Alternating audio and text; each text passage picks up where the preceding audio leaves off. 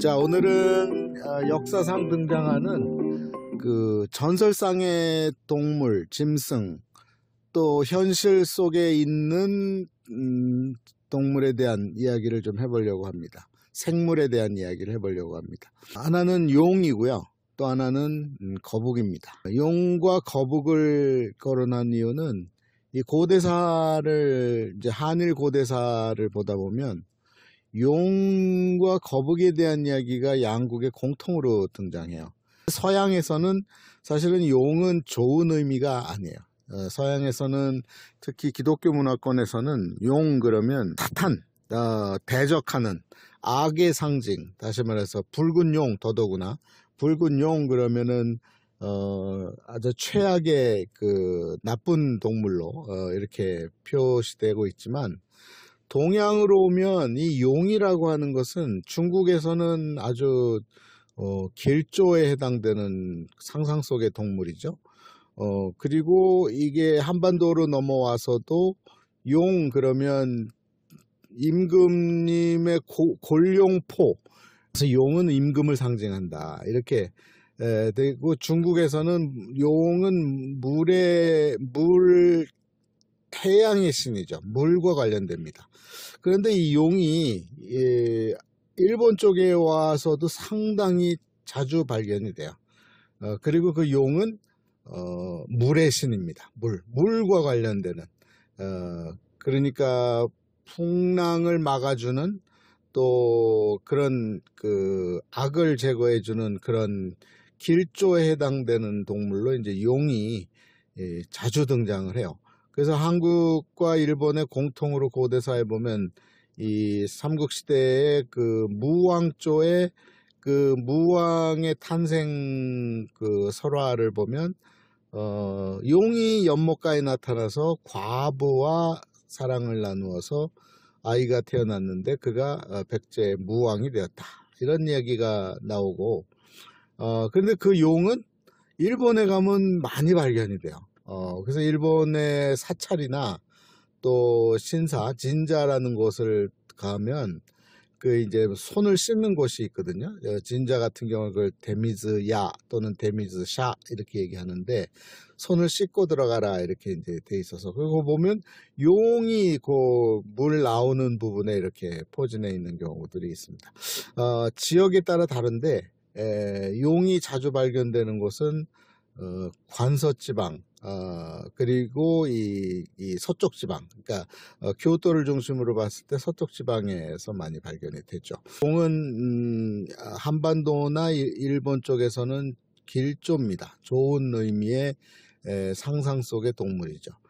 근데 이제 오늘 초점은 사실은 용보다는 거북입니다. 거북에 대한 생각을 좀 해보겠는데, 자, 이 거북 그러면은 떠오르는 곳은 경상남도 김해시이죠. 김해에 가면 그 구지봉이 있어요. 구지봉. 그 산 자체가, 봉우리 자체가 거북이 같이 생겼다, 그래서 구지봉인 거예요. 근데 그 한자를 어떻게 쓰냐면 거북부자에다가 지가 어떤 지냐면 뜻지, 이게 지가 뜻이 많습니다. 그러니까 원래 지는 맛있다, 아름답다 이런 뜻이 있고, 또 이게 이제 발음이 같기 때문에 이제 뜻 지자로 바뀌면서 이제 또 다른 의미를 갖게 되는데, 근데 이 지라고 하는 단어가 어떤 그 사람의 그 직분, 직함, 타이틀인 거예요. 그래서 그거 멀리서 찾을 필요도 없이 그냥 우리 가정에서, 우리 주변에서 집안에 아버지가 계시고 할아버지가 계시잖아요. 그 지가 이 그 구지봉에 나오는 지하고 같지 않나 이런 생각이 들 정도로, 이 지는 이제 존칭입니다. 존칭. 그래서 아버지, 할아버지, 그리고 이제 높게는 이제 임금님을 상징할 때 임금님을 건길지라고 백제 시대에는 불렀다고 합니다.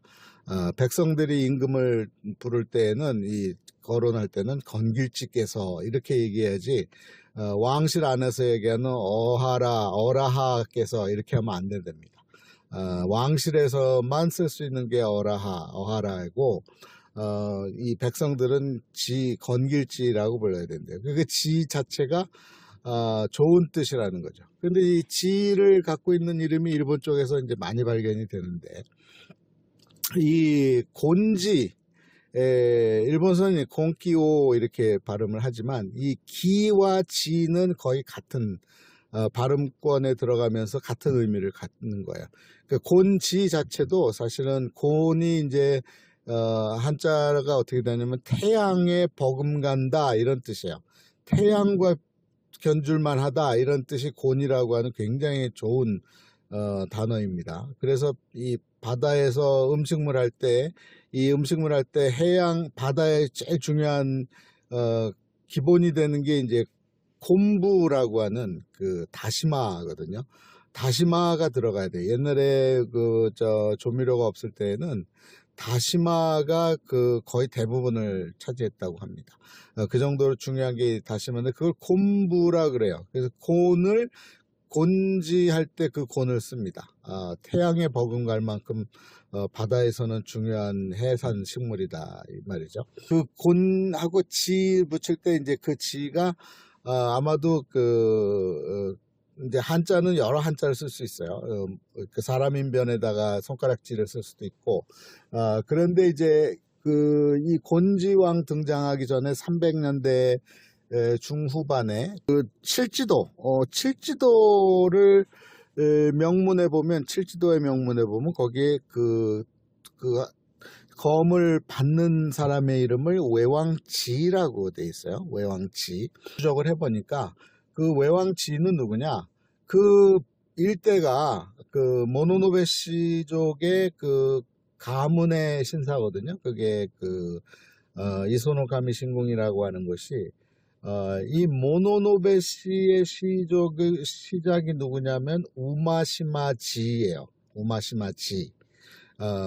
그 우마시마치로부터 모노노베시가 시작이 됐다 이렇게 기록이 되어 있거든요. 그때 지가 아마도 지금 외왕지하고 같은, 그러니까 이 지는 타이틀인 거죠. 우마시마라고 하는 지, 그러니까 높으신 분 이런 뜻이겠죠. 왕은 아닌데 대리 통치하는 위임 통치자인데, 백제는 그걸 담노제라는 형태로 사용을 했고, 그래서 현지에 있는 이에게 이제 통치권을 부여하는 일종의 분봉왕식인 거죠.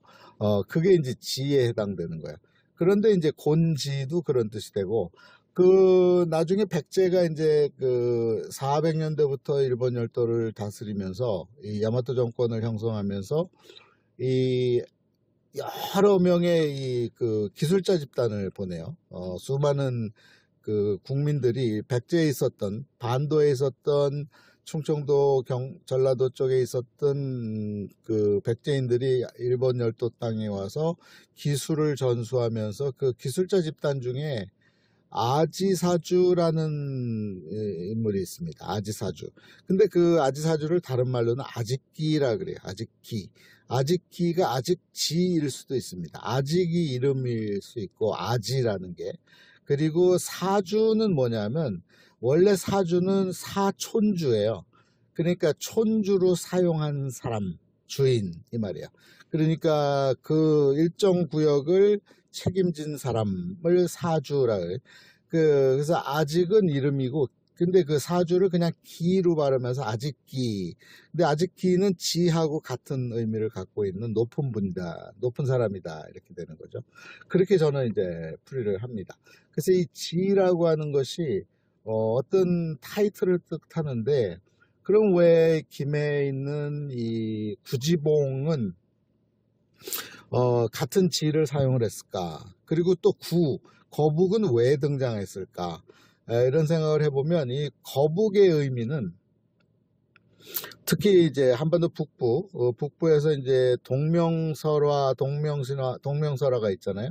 동명설화 두 개예요. 하나는 부여건국설화가 있고, 그 다음에 고구려 주몽의 건국설화가 있는데 둘 다 동명왕으로 하는 바람에 동명왕, 동명성왕 뭐 이런 표현을 쓰는 바람에 헷갈릴 수 있는데 어쨌든 그 두 설화에서 공통적으로 등장하는 동물 중에 하나가 바로 거북입니다.